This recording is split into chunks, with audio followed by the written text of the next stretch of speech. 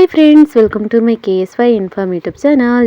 ಯಾರಾದರೂ ನನ್ನ ಚಾನಲ್ನ ಸಬ್ಸ್ಕ್ರೈಬ್ ಮಾಡ್ದಲ್ಲಿ ನೋಡ್ತಾ ಇದ್ದರೆ ಪ್ಲೀಸ್ ಒಂದು ಸಬ್ಸ್ಕ್ರೈಬ್ ಮಾಡ್ಕೊಳ್ಳಿ. ಮಾವಿನಕಾಯಿ ಸೀಸನ್ ಬಂದೇ ಬಿಡ್ತು.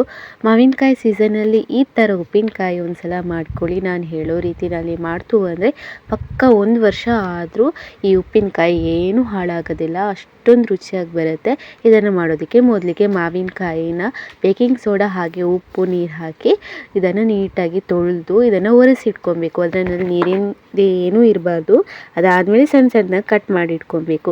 ಇದಕ್ಕೆ ಮಸಾಲೆಗೆ ಫ್ರೈಯಿಂಗ್ ಪ್ಯಾನ್ನಲ್ಲಿ 1-2 ಟೀ ಸ್ಪೂನ್ ಆಗುವಷ್ಟು ಸಾಸಿವೆ ಹಾಗೆ 1 ಟೀ ಸ್ಪೂನ್ ಆಗುವಷ್ಟು ಮೆಂತ್ಯಕಾಳು ಇಷ್ಟನ್ನು ಡ್ರೈ ಫ್ರೈ ಮಾಡ್ಕೊಬೇಕು. ಒಂದು 5 ನಿಮಿಷ ಹಾಗೇ ಫ್ರೈ ಮಾಡಬೇಕು. ಫ್ರೈ ಮಾಡಿದಾದಮೇಲೆ ಮಿಕ್ಸಿ ಜಾರ್ನಲ್ಲಿ ಹಾಕ್ಕೊಂಡು ಪುಡಿ ಮಾಡಿ ಎತ್ತಿಟ್ಕೊಬೇಕು.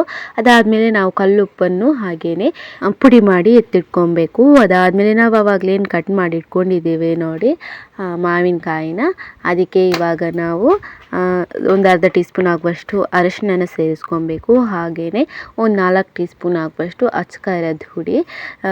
ಇದನ್ನು ನಾವೇ ಮನೆಯಲ್ಲಿ ಮಾಡಿಕೊಂಡ್ರೆ ಒಳ್ಳೆಯದು, ಅಂಗಡಿಯಿಂದ ತರೋ ಬದಲು.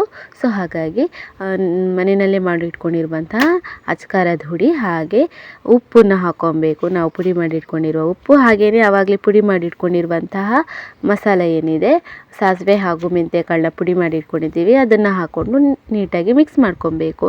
ಇದಕ್ಕೆ ನೀರೇನು ಹಾಕೋದು ಬೇಡ. ಅದಾದಮೇಲೆ ನಾವು ಮತ್ತೆ ಒಗ್ಗರಣೆ ಮಾಡ್ಕೊಬೇಕು. ಒಗ್ಗರಣೆಗೆ ಜಾಸ್ತಿ ಎಣ್ಣೆನೇ ಹಾಕ್ಕೊಬೇಕು. ಎಣ್ಣೆನೇ ಹಾಕ್ಕೊಂಡು ಅದಕ್ಕೆ 1.5 ಟೀ ಸ್ಪೂನ್ ಆಗುವಷ್ಟು ಸಾಸಿವೆನೂ ಜಾಸ್ತಿ ಇರಬೇಕು.